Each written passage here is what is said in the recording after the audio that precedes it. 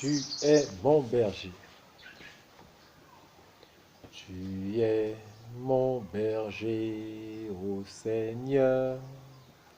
Rien ne saurait manquer où tu me conduis. Dans tes verts pâturages, tu m'as fait reposer. Et dans tes eaux limpides, tu m'as désaltéré. Tu es mon berger, ô Seigneur. Rien ne saurait manquer où tu me conduis. Dans la vallée de l'ombre, je ne crains pas la mort. Ta force et ta présence seront mon réconfort. Tu es mon berger, ô Seigneur. Rien ne saurait manquer où tu me conduis. Tu m'as graissé la table d'un merveilleux festin. Ma coupe débordante m'enivre de ton vin. Tu es mon berger, ô Seigneur. Rien ne saurait manquer où tu me conduis. Ton huile vivifiante rayonne sur mon front. Je trouve l'abondance au sein de ta maison. Tu es mon berger, ô Seigneur. Rien ne saurait manquer où tu me conduis. Vers ta justice sainte, tu traces mon sentier pour faire mieux connaître ta gloire et ta bonté. Tu es mon berger, ô Seigneur. Rien ne saurait manquer où tu me conduis. Dans ta grâce et ta lumière, sans fin me poursuivront. Et jusqu'en ta demeure, un jour m'introduiront. Bien-aimés, bonjour et bon après-midi. Ce matin, cet après-midi, ce jour du 11 octobre, mercredi 2017, nous avons encore le privilège d'être invités au repas du Seigneur, au repas de joie. Il est 13 heures à ma montre, l'heure de la vie, l'heure du repas, l'heure de la nutrition.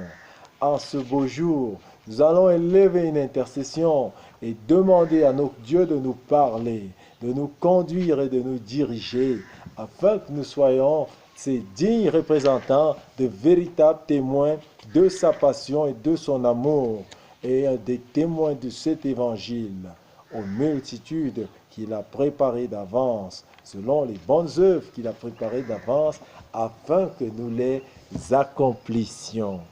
Bien-aimés, prenons courage aujourd'hui, ce 11 octobre. Matthieu chapitre 14, verset 23, nous agresse une exhortation qualitative. 14, verset 23. Parlant du courage. Quand il l'eut renvoyé, il monta sur la montagne pour prier à l'écart. Et comme le soir était venu, il était là seul. La barque déjà au milieu de la mer était battue par les flots, car le vent était contraire. À la 4e veille de la nuit, Jésus alla vers eux, marchant sur la mer.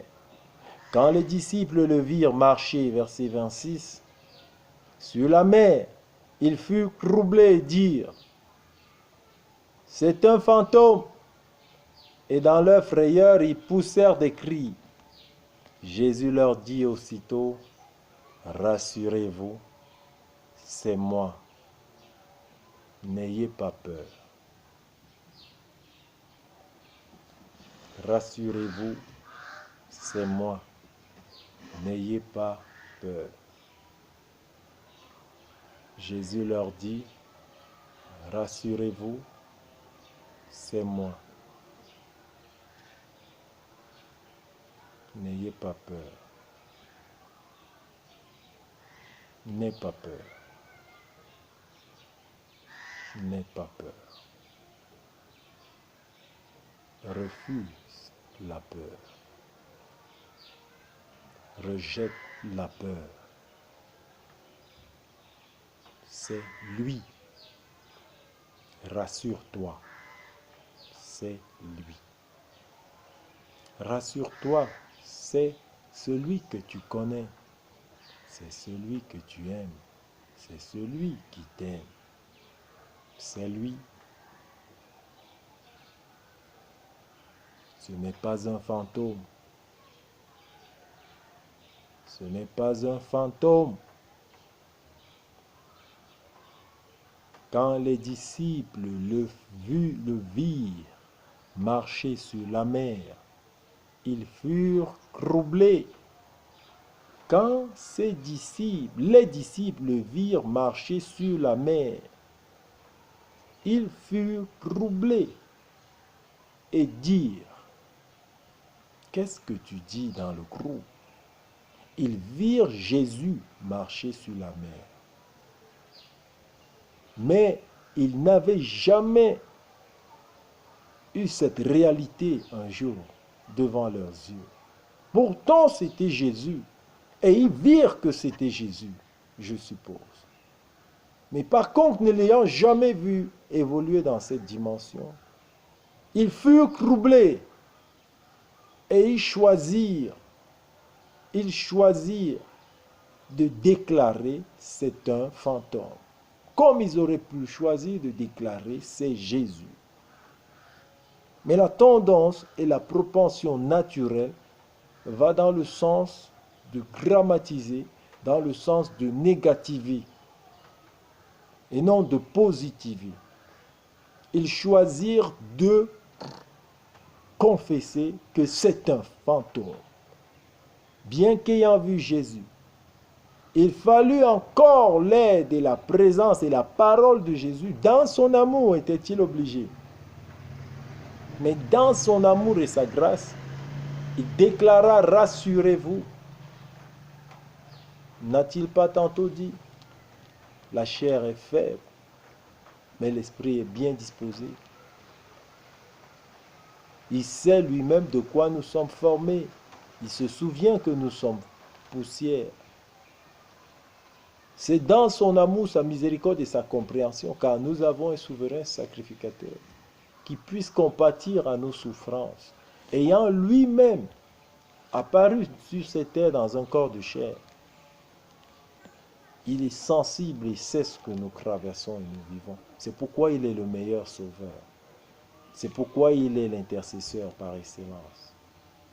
Il s'est mis à la place des disciples.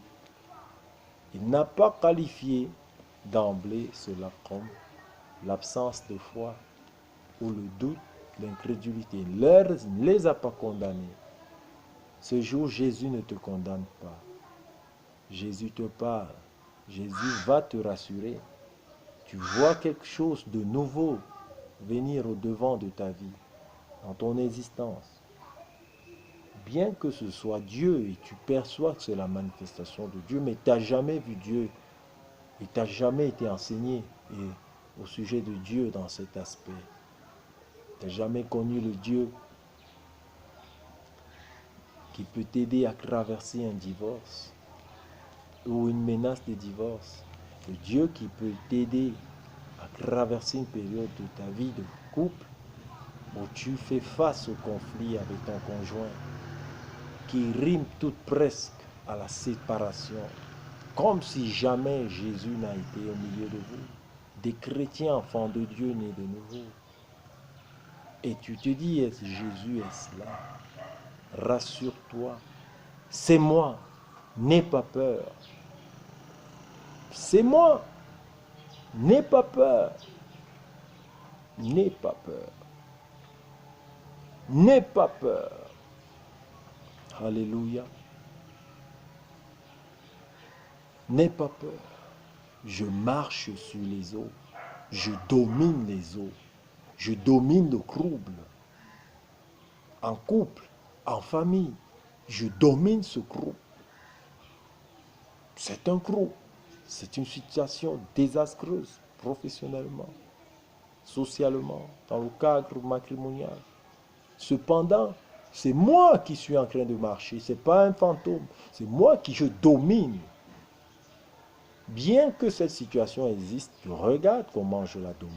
Regarde tandis que ces vents sont contraires, tandis que la barque est troublée, tandis que les disciples, regarde comment je marche sur ces serpents de séparation, ces serpents de conflit, ces serpents d'oppression professionnelle, ces serpents de licenciement, ces scorpions.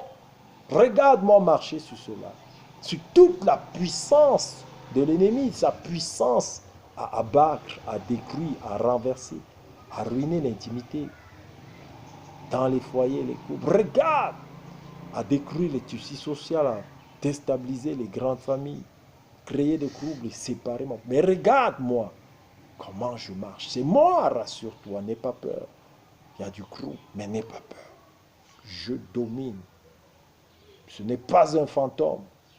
Ce n'est pas un fantôme. Ce n'est pas un fantôme. Ce n'est pas un fantôme. Ce qui t'arrive n'est pas un fantôme. Ce qui vous frappe n'est pas un fantôme. Me comprends-tu, Sophie? Me comprends-tu, Serge? Ce n'est pas un fantôme. Rassure-toi, c'est moi. N'aie pas peur, Hélène, Thomas, Frédéric. N'ayez pas peur. Aline, Estelle, Henriette, c'est moi. Rassure-toi. N'ayez pas peur.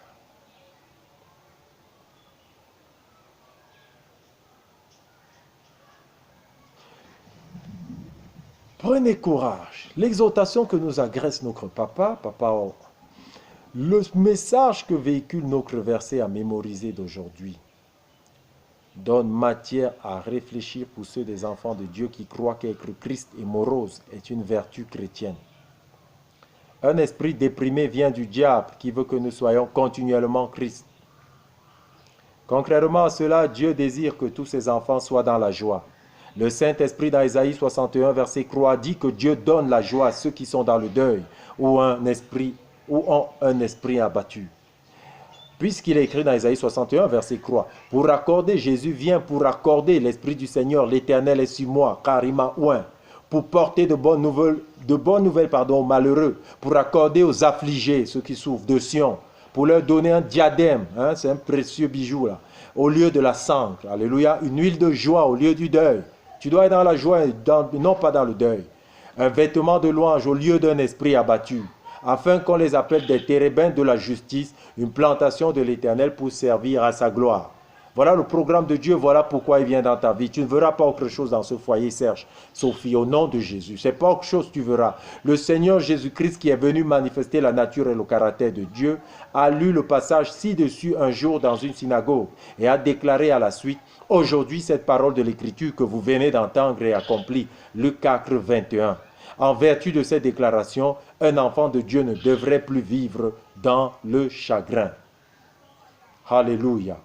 Accordez aux affligés de Sion, accordez aux affligés du Cameroun, accordez aux affligés dans les couples, les ménages, leur donner du diadème et non du sang, une huile de joie dans ce foyer et non le deuil, un vêtement de louange et non un esprit abattu du fait des menaces de conflit, de séparation, d'appauvrissement,